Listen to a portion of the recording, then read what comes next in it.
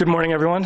And I just want to thank both Dave and Michael for asking me to be here with you today. There's a little bit of cognitive dissonance involved with having a publishing representative talk about open standards, because traditionally we are more secretive about our strategies than the NSA.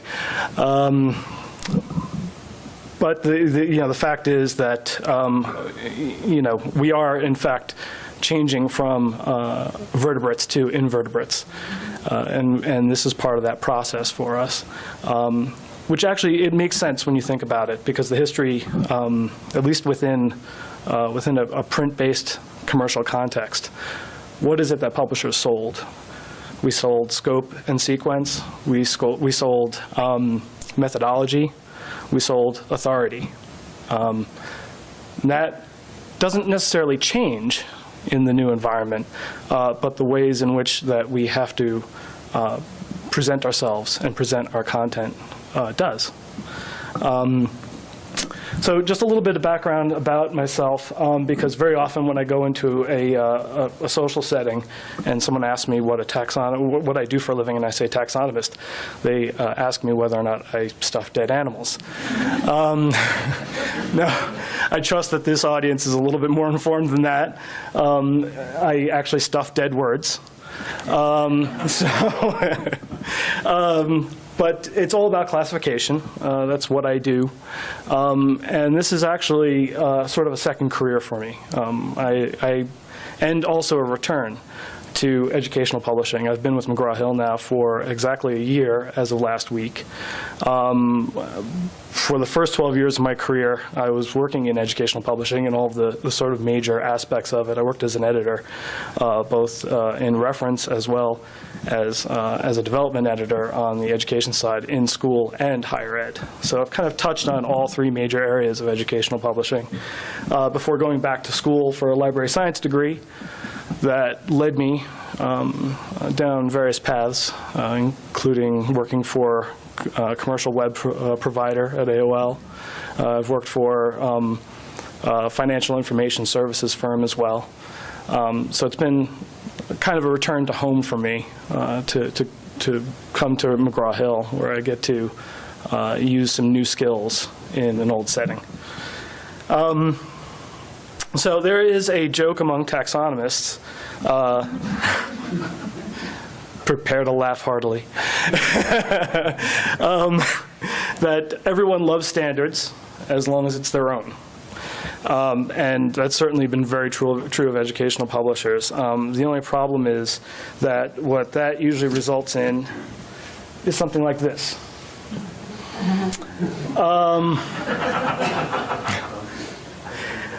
And this is actually the only slide that I'm going to subject you to today. So I'd like it to be a tone setter. This, unfortunately, is very often what my world is about. And in fact, it's led a lot of my more recent work and research into things like ontology modeling and ontology structures, as well as linked data. Essentially trying to resolve all the different types of vocabularies that are out there.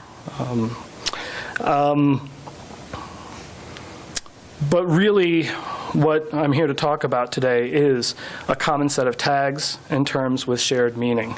And this is the value of open standards. This is the core benefit that they offer everyone, including educational publishers. A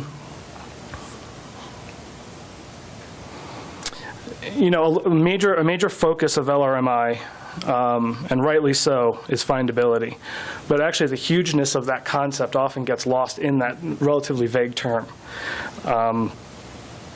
Because search and discovery have become, within the digital environment, something akin to breathing. You don't know it's not there until you're not able to do it. And for the educational publishers, delivering no results is a disaster, especially in an aggregated environment. Now, it's always been an aggregated environment. Again, going back to the print-based world, I can't think of a single student that I've ever met who has had one publisher provide them with learning resources for their entire student career. So it's always been an aggregated environment. The difference is, though, we were able to compete for their attention at the time of adoption. That's no longer the case. We're now competing for their attention every moment of every day that they are studying and that they are trying to find resources that will help them learn and get good grades. And you know, within this new aggregated environment, within this new digital environment, we are now competing with OER, MOOCs, the entire resources of the web. And if a student is able to find something better elsewhere, it's not going to be too long before we start getting asked questions by teachers and administrators. What are we paying for exactly?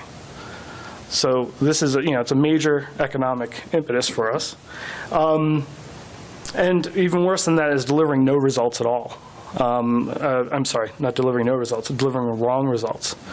That's an even bigger disaster because that calls our credibility into question. So now that value chain should be self-evident, the value chain from a common set of shared terms with shared meaning to findability to trust.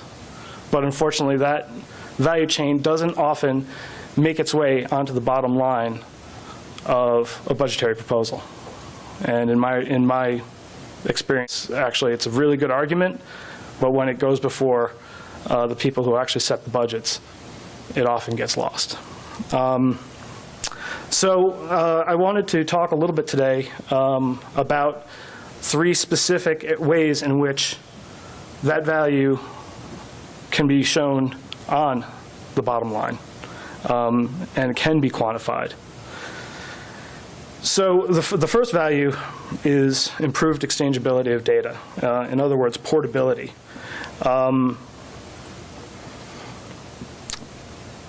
One thing you can prove about content and metadata that's rendered using open standards is that it carries a reduced conversion and transformation cost.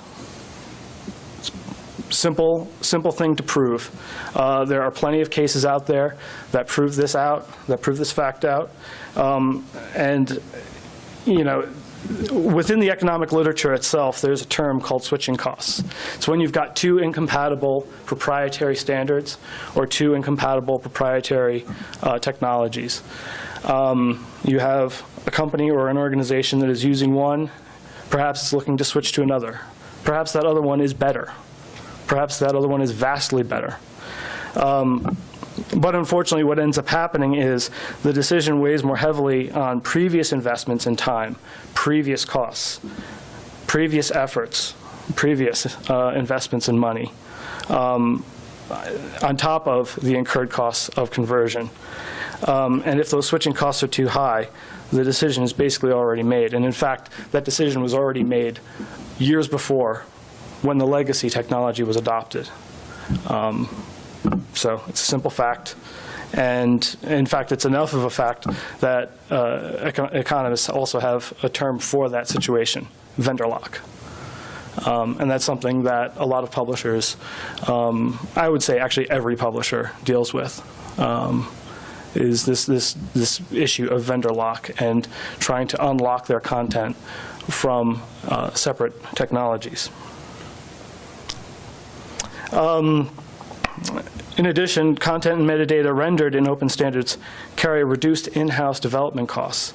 And this is a huge tangible benefit because we're talking about a community of practice that tends to create and share libraries of APIs, XSLTs, snippets of code, all right, ways of transforming and transferring data across different systems. That's particularly important for the publishers and from an economic perspective for the publishers because we are not software companies, all right? We just aren't. Sure, we have in-house developers. We need them, but we're not a software company. what we are is a learning resource company. And that gets to the heart of our core competencies and aligning those. But I'll say more about that in a second.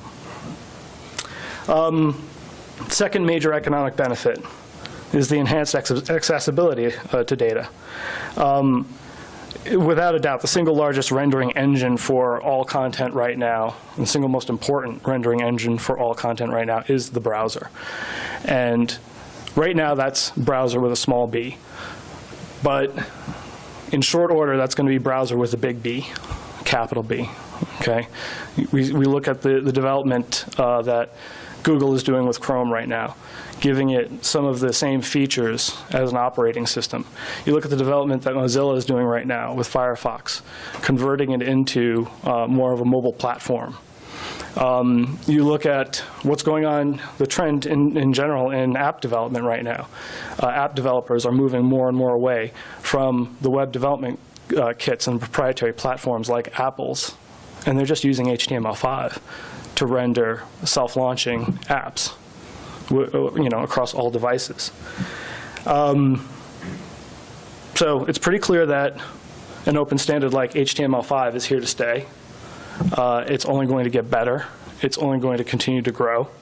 And before long, again, from a publisher's perspective, we can see a time when the browser, Big B, is going to be the single major rendering engine for educational resources. Now, this clearly benefits learners and instructors because it's device agnostic. The endpoint that they own or that they choose to use matters less, nor does the operating system. But there's an interesting benefit also for content providers. And one particular high-profile case that I have direct experience with because a former employer of mine was involved was with the Financial Times.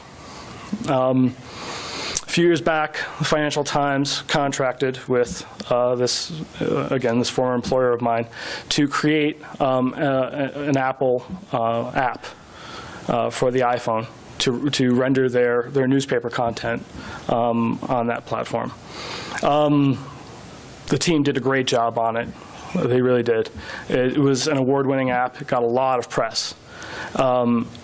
Also made the Financial Times a fair amount of money in their transition to more of a digital product rather than a paper-based product. But despite all of the effort and cost that went into it and all of the accolades that came out of it, a year later, they still decided to trash the entire app. And they decided to go ahead and develop a brand new app that did 90 to 95% of all the same stuff that the original Apple app did in HTML5. Now, why would they do that? First and foremost, they wanted to develop an app that they would be able to develop once and deploy everywhere. Okay, they didn't have to develop an app for Apple. They didn't want to develop an app for Android. They didn't want to develop an app for BlackBerry. They wanted to deploy one everywhere. Okay, that's a digital-first strategy right there, and it's actually not just digital-first; it's mobile-first, which is an interesting way of looking at things.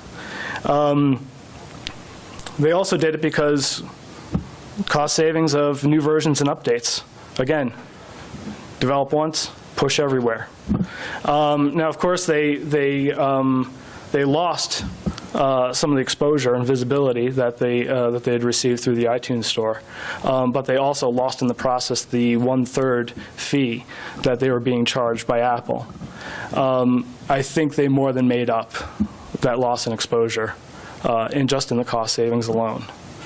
So these are the types of case studies that we as publishers have to look at constantly. And even though it's part of the newspaper industry, I think it's pretty easy to see how that would convert over to the educational publishing side of things. And it's also important to note here that HTML5 is semantically enabled. It's made to carry meaningful descriptive metadata embedded in the content itself. It's built to carry some smarts with the data. And those smarts are provided by LRMI. So we have a huge incentive to look at LRMI very seriously and to incorporate it within our workflows as carefully as possible. And to Michael's point earlier, to also consider, we need to consider LRMI, but why not just bring it fully in-house? So that's something that we definitely have to look at very closely and consider as a strategy.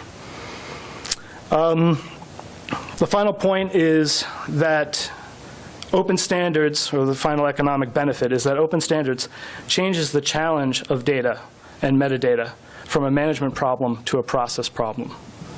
All right? Again, our core competency as a publisher is to create learning resources. We're not developers. We're not data managers. We're not even metadata managers. We have to figure out things like, how do we create our content? What's the best and most efficient way to use it and reuse it where it's appropriate? How do we create digitally native digital first content? Maybe even mobile first content. Because if you develop to that, you can actually render in any way. We also have to consider when and how should these objects be aligned to the metadata, what makes them playable and useful. How do we deliver the right content to the right person at the right time? Personalized learning, adaptive learning. These are all the things that we can, that by taking the emphasis away from the metadata and data management, we can actually turn our attention to. And also, how do we measure an object's ability to support an outcome and react when it doesn't support that outcome? And by object, I mean the actual learning resource itself. What are the ways that in which we can leverage analytics around our objects and its usage?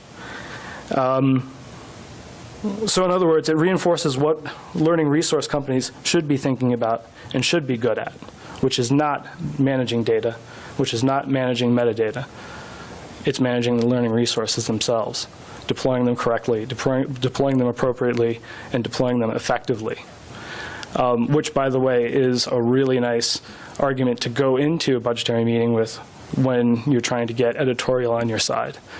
Because you're not telling them you're trying to take away their jobs. You're telling them we're trying to help you be more effective at them, which is the truth. It's not just a sales pitch. And how that affects the bottom line basically is staffing.